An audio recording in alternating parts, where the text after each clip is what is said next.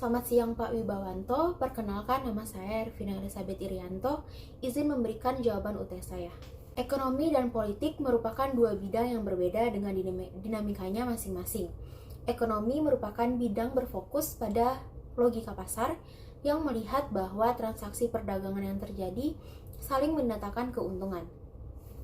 Lain halnya dengan politik yang berfokus kepada perebutan kekuasaan. Oleh karena itu, seringkali orang berpendapat bahwa politik cenderung membatasi dan mengikuti kegiatan ekonomi agar bisa mencapai kepentingan nasionalnya. Sebenarnya, ekonomi dan politik bisa saling mengimbangi satu sama lain dan menguntungkan kedua belah pihak. Namun, pernyataan ini masih menjadi perdebatan karena perbedaan pendapat antara kaum ekonomi merkantilisme dan kaum ekonomi liberal.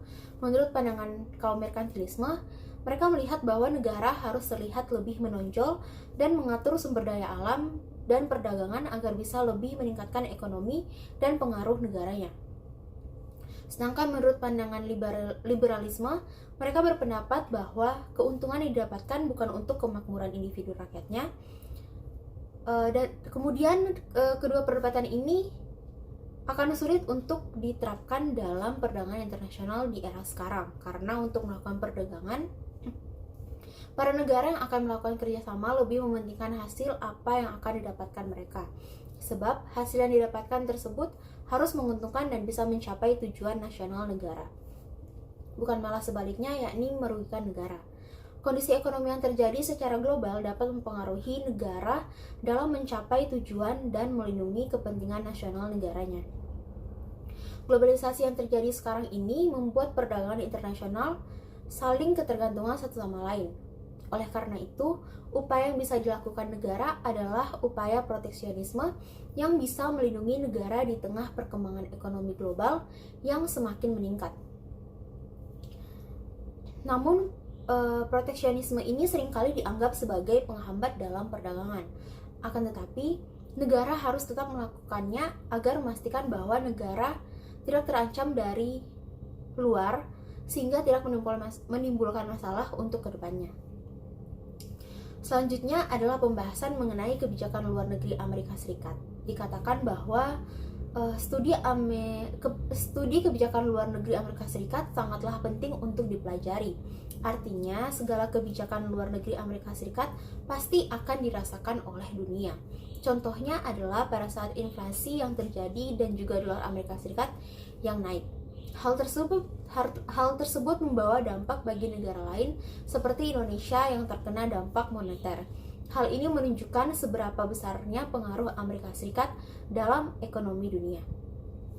Studi lain dalam kebijakan luar negeri Amerika Serikat memiliki tiga pendekatan, yakni policy approach, historical approach, dan social science. Secara singkat, policy approach adalah suatu pendekatan yang lebih mengkaji melalui kebijakan yang ada di dalam politik Amerika Serikat itu sendiri dan melihat bagaimana Amerika Serikat ke depannya. Selanjutnya, historical approach, yakni pendekatan secara historis terhadap faktor historis diplomatik Amerika Serikat. Yang terakhir, social science, yaitu pendekatan yang mengkaji mengenai teknologi mendatang, kebijakan ekonomi, antropologi, dan sosial politik. Banyak orang yang berpikir bahwa Amerika Serikat merupakan negara yang mempunyai kebijakan luar negeri yang isolasionis. Namun, pada kenyataannya itu tidak, karena sejak tahun 1798 Amerika Serikat sudah ada intervensi di berbagai konflik yang terjadi di dunia. Contohnya yakni Perang Tripoli tahun 1801. Amerika Serikat telah mengalami sejarah yang panjang, dimulai dari masa kontinental, regional, dan global. Maka dari itu, kebijakan luar negeri Amerika Serikat dapat berubah sewaktu-waktu. Kemudian pembahasan mengenai kekuatan dan kepemimpinan presidensial Amerika Serikat.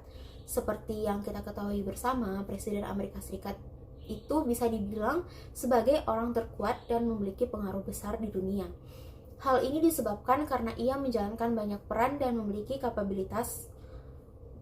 Namun meskipun begitu, Presiden Amerika Serikat tidak semena-mena dalam memberikan kebijakan. Karena segala hal yang dilakukan akan dibatasi oleh institusi yang ada dalam negara dan memiliki tantangannya tersendiri. Hal ini disebut sebagai paradox of power. Bisa dilihat bahwa Presiden Amerika Serikat biasanya memegang jabatan seperti Chief Diplomat atau Chief of State Jabatan yang dipegang ini dilakukan bersama campur tangan dari Kongres, di mana hal ini bisa menghambat pekerjaan presiden dalam mengambil kebijakan atau memimpin negara. Lalu dibahas juga mengenai North American Free Trade Agreement atau NAFTA. Menurut pandangan yang disampaikan oleh Paul Krugman, NAFTA didirikan sebagai bentuk kebijakan luar negeri Amerika Serikat dalam memenuhi kepentingan nasional negara mereka. Selain itu, Krugman merasa NAFTA tidak terlalu membawa dampak yang signifikan dalam keuntungan ekonomi karena justru menyebabkan banyak lapangan kerja yang hilang dan munculnya masalah lingkungan. Namun lucunya, NAFTA malah banyak memberikan keuntungan kepada Amerika Serikat. Dari sini jelas terlihat bahwa NAFTA hanya dijadikan alat oleh Amerika Serikat untuk menyaingi dan memperkuat posisinya. Setelah membahas mengenai kebijakan luar negeri Amerika Serikat dan NAFTA yang dijadikan alat bagi ekonomi Amerika Serikat, selanjutnya saya akan bahas tentang militer dari Amerika Serikat. Militer Amerika Serikat dianggap sebagai alat atau instrumen bagi kebijakan Amerika Serikat. Berdasarkan sejarah, militer Amerika Serikat terbentuk dari kelompok masyarakat yang saat itu mengalami kolonialisme dari Eropa dan British Empire. Pada saat militer Amerika Serikat masih berada di bawah penjajahan British Empire, militer bukanlah suatu institusi profesional karena prajuritnya berasal dari rakyat, hingga akhirnya diekspansi wilayahnya yang pada awal hanya 13 negara bagian menjadi 52 negara bagian.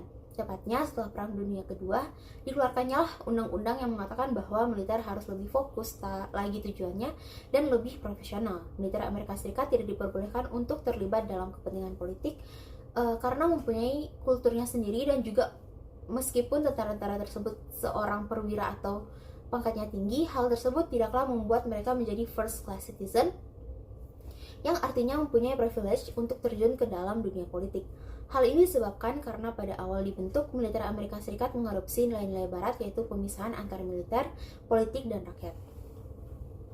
Setelah itu dibahas juga mengenai bagaimana keamanan kawasan Amerika Latin yang dipengaruhi oleh Amerika Serikat. Sebenarnya, Amerika Latin merupakan negara yang damai karena jarang terjadi konflik. Namun, meskipun demikian, bukan berarti di Amerika Latin tidak pernah terjadi sama sekali konflik. Sejak dulu, kekuatan militer Amerika Latin sangatlah lemah jika dibandingkan dengan kekuatan militer Amerika Serikat. Pada saat Amerika Latin yang tidak memfasilitasi institusi militernya dengan baik, maka Amerika Serikat menjadikannya kesempatan untuk mempengaruhi dan mengubah Amerika Latin. Pada awal dibentuk, pemerintahan Amerika Latin adalah otoritarianisme yang kemudian diubah menjadi demokrasi oleh Amerika Serikat. Akan tetapi hal ini tidak menjamin bahwa Amerika Latin akan selalu baik-baik saja, karena dengan adanya globalisasi tentunya tidak menutup kemungkinan bahwa suatu saat akan datang ancaman dari luar. Yang terakhir adalah pembahasan terkait kebijakan-kebijakan yang diambil selama jabatan periode Joe Biden beserta wakilnya Kamala Harris. Dijelaskan bahwa Amerika Serikat memiliki 3 prioritas. Salah satunya adalah mengenai peran Amerika Serikat yang bisa menjadi role model dalam dinamika masyarakat internasional. Contohnya, peran besar Amerika Serikat dalam bidang ekonomi yakni terbentuk Free and Open Indo-Pacific.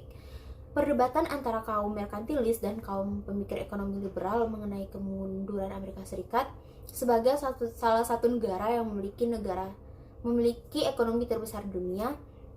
Dalam bukunya, Janine Klinger berpendapat bahwa jika diteliti lagi, Amerika Serikat masih dapat dikatakan unggul dibandingkan dengan negara lain dalam menghadapi tantangan ekonomi.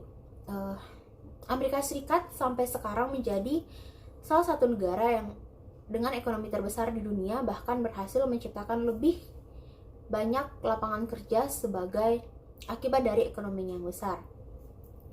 Intinya adalah Klinger kurang setuju apabila Amerika Serikat dikatakan sedang mengalami kemunduran.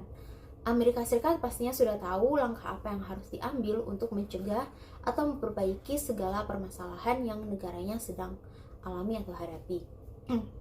Mereka memiliki visi dalam tatanan global serta memiliki kapabilitas yang mumpuni dalam segala aspek. Tinggal bagaimana cara pemerintah Amerika Serikat dalam mengolahnya. Hal inilah yang membuat Amerika Serikat bertahan menjadi great powers hingga saat ini. Sekian jawaban UTS saya, terima kasih.